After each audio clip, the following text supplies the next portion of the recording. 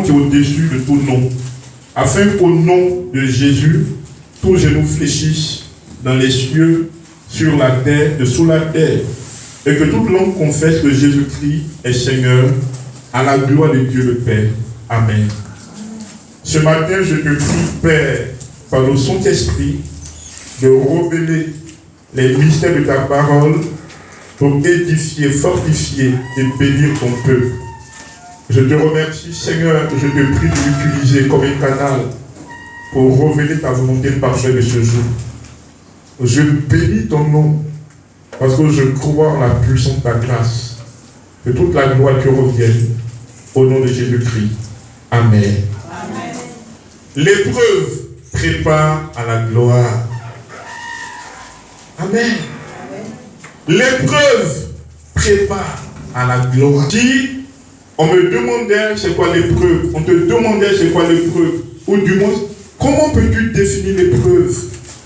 L'épreuve est un examen qui permet d'accéder à un niveau supérieur sur le plan académique. Du CP1 au CP2, il y a une composition de passage. Il y a un examen organisé en vue d'obtenir le CPE. Il y a aussi le concours d'entrée en 6e. De la 3e pour aller en seconde, il y a un examen, le BEPC. De la terminale pour aller dans les universités, il y a un examen, le baccalauréat. Donc, l'épreuve est un examen qui est difficile, mais dont la réussite permet d'aller au niveau supérieur. Mais malheureusement, s'il arrivait qu'on ait échoué, on reste au même niveau. De manière générale, c'est cela l'épreuve. L'épreuve, sur le plan spirituel, théologique, c'est un ensemble de difficultés qui proviennent de Dieu lui-même, qui met devant, préparé en vue de la manifestation de sa promesse. La promesse a déjà été faite, mais c'est dans l'épreuve qu'on se prépare pour que la promesse que Dieu a faite ne reste pas une promesse spirituelle, mais pour qu'elle devienne une réalité palpable. Donc le passage de la promesse à sa réalisation dans la vie d'un homme, c'est cela l'épreuve. On peut échouer comme réussir, quoique étant des enfants de Dieu, dans une épreuve qui vient pourtant de Dieu. Jésus donc, comme l'apôtre Paul le présente aux Philippiens, il le présente dans une dimension à laquelle les chrétiens ne veulent plus jamais avoir accès. Les chrétiens n'aiment pas voir la révélation du Seigneur Jésus qui s'est humilié, la révélation du Seigneur Jésus que Dieu son Père a éprouvé, la révélation du Seigneur Jésus qui a payé le prix de sa gloire.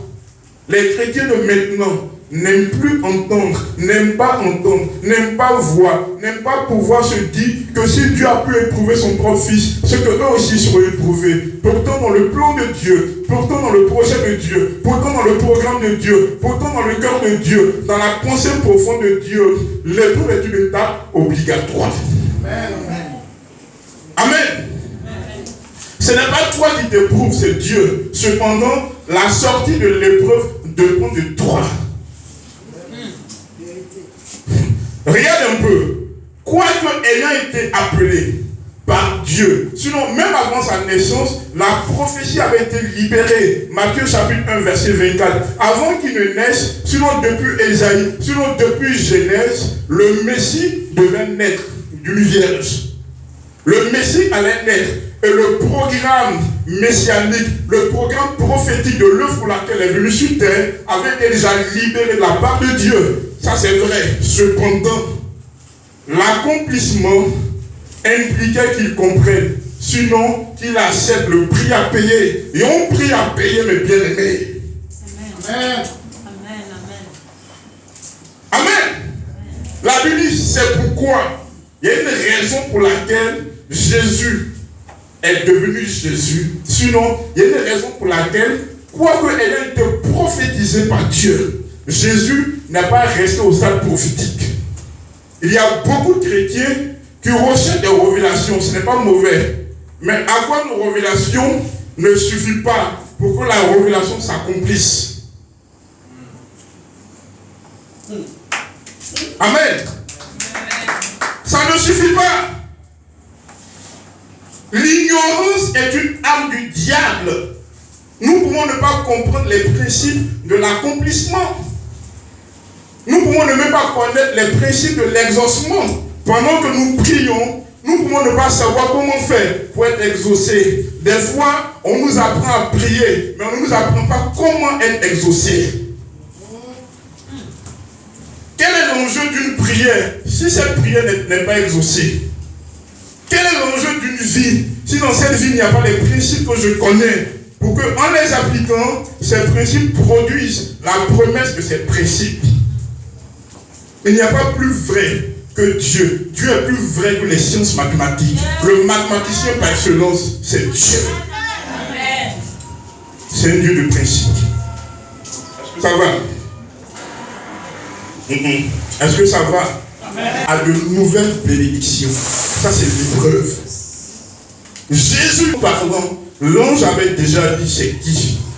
Il devait naître d'une vierge. Donc, il a reçu même le nom avant qu'il ne vienne. Un nom prophétique.